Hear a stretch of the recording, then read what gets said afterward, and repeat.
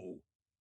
Muttering to himself, Nolan grabbed a clean black uniform from his dresser and ducked into the bathroom he and Simon shared, slamming the door so hard the lamp on his nightstand rattled.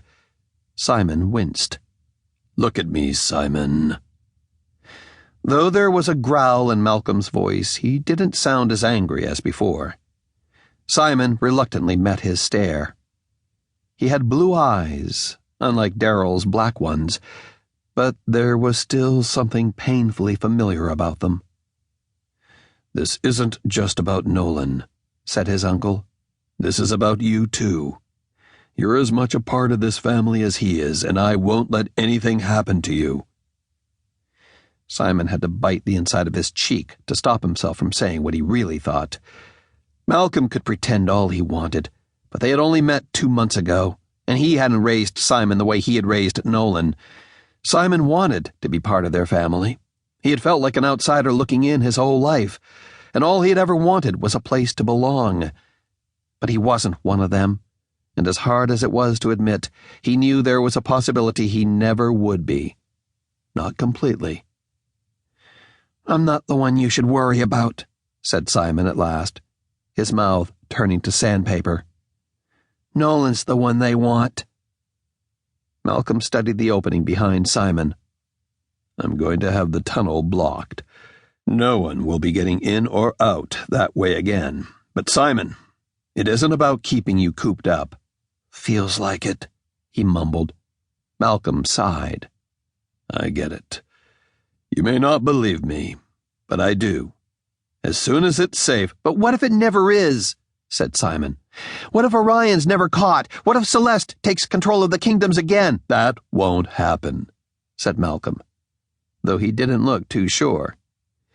"The Packs have been hunting down every lead we have on Orion and your mother." "But you still haven't found her." "No, we haven't," said Malcolm reluctantly. "We're doing our best, though. Mammals all over the country are searching for them. They can't hide forever." "Maybe not forever, but long enough." Malcolm rubbed his eyes and muttered something under his breath. "Trust me, Simon. That's all I ask. I'm doing everything in my power to make sure nothing happens to you and Nolan, but I need you to help me, all right? I need you to not do anything stupid, like go flying outside the den without telling me." "So, if I tell you before I go, it's all right?" he said. Malcolm gave him a look, and Simon slumped his shoulders. "We both want the same thing, Simon. We both want to keep Nolan safe. But as long as you're running around ignoring the rules, you're only tempting Nolan to do the same thing. Despite what you may think, Orion and Celeste would be more than happy to get their hands on either of you, so do me a favor and don't risk it. Fly around the atrium if you'd like. That's what it's there for. But let me keep my promise to Daryl and protect you." Simon deflated. That was it. That was the reason Malcolm was trying so hard to pretend like Simon was family. Because as Daryl lay dying on the roof of Sky Tower, Malcolm had promised him he would look after Simon. Considering they had known each other all of 3 days at that point, it was a lofty promise to make, let alone one to keep. And now he and Simon were both stuck. No matter how much Simon wanted to help him keep his promise, he couldn't. Not completely.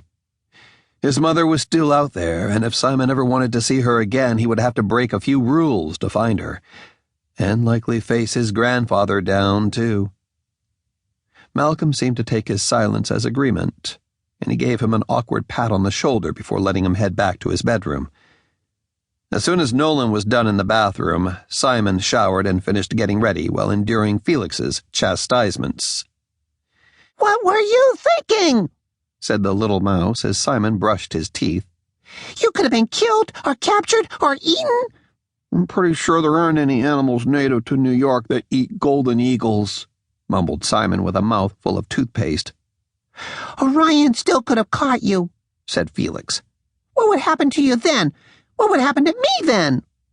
Simon sighed and turned on the water, spitting into the sink. "You'd find someone else to feed you. Someone who has a TV." Felix dipped his tiny paw beneath the running faucet and cleaned his whiskers. "Oh, I do miss my show."